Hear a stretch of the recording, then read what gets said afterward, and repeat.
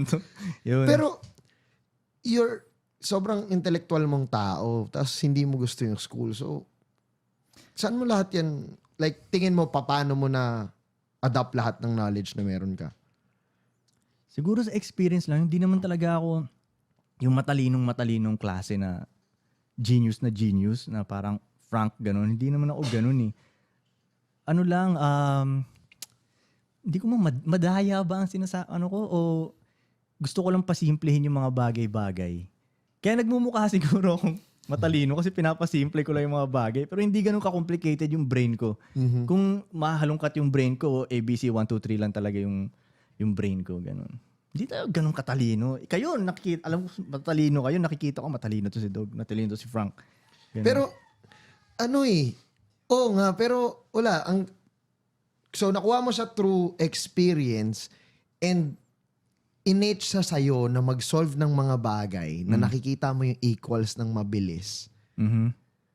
Tapos nagagamit mo lahat ng available na makinarya sa buhay mo. Alam mo, tama yun yung ginagamit ko yung mga makinarya sa buhay ko. Tama talaga yun. Ginagamit, parang yan. Alam mo, nung, basta magkakasama kami nito nila Frank eh. Mm-hmm. Na, hindi, actually kahapon, tol. Okay. For example, Biyata. Kahapon, pagsakay ko sa kotse ni Frank, Okay. may tinanong agad ako sa kanya na problema ko. Mm-hmm. Na, nung umaga, pinoproblema ko eh. Mm-hmm. Sabi ko, Frank, may pinoproblema ako. Tapos nagsabi siya ng solusyon. Ganito gawin mo ko eh.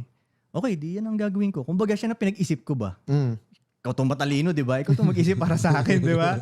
So nagsabi siya ng sagot ko, anong gagawin ko? Di yun yung gagawin ko. Hindi ko na inisip. Kita mo kano kasimple yun. Pero inipon mo yung problema mo, nangyari lahat ng ginawa kahapon, pag upo nyo pa sa sasakyan, tsaka mo lang siya dinisclose. Hindi, ganton. Yung pinoproblema ko siya, iniisip ko, ano kaya solusyon ko dito? Ba't ako mag-iisip ng solusyon? Yung ibang tao na lang pag-isipin ko. Okay. Maghanap ako ng mas matalinong tao sa akin para mag-isip nito. Sakto makikita ko si Frank. Okay. Matalino talaga si Frank eh. Frank, ikaw mag-isip ng solusyon nito. Siya nag-isip. Dito, tapos na yung problema. Wala nang problema, di ba? Mas masabi mong matalino yun. Hindi nga ako nag-isip eh. Masabi mong matalino yun, hindi ako nag-isip. Pwede rin eh, no? Matalino yun. Hindi. Matalino yun in a sense na nilagay mo yung matalinong tao malapit sa'yo na kailangan ng hindi ka na mag-isip at mabilis mo makukuha yung tamang sagot. Exactly. Kasi ayoko siyang isipin eh. Hayaan mo yung ibang tao mong problema ngayon. Gusto naman ni Frank yun eh. Mag-solve ng mga ganun eh. Diba? Tol, alam mo tol, yung, di ba nag-Taiwan kami na nakaraan? Okay. Ito yung recent yung out of the country. Recent.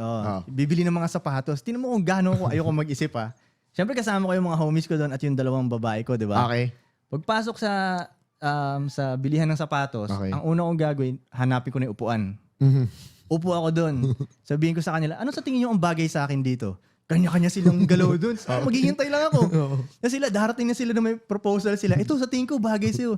Tsaka na yung pagdidesisyon, kasi hanapin ko yung tropa na pinaka may alam sa sapatos. Ikaw, anong opinion mo? Yan, sa tingin ko bagay sa'yo. Yan na. Tapos, hindi ako nag-isip. May sapatos na ako. Nagigets mo?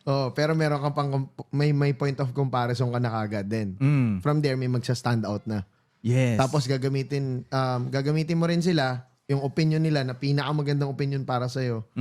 Pag-iisipin mo, tapos yun na rin yung bibilin mo. Magbabayad ka na lang.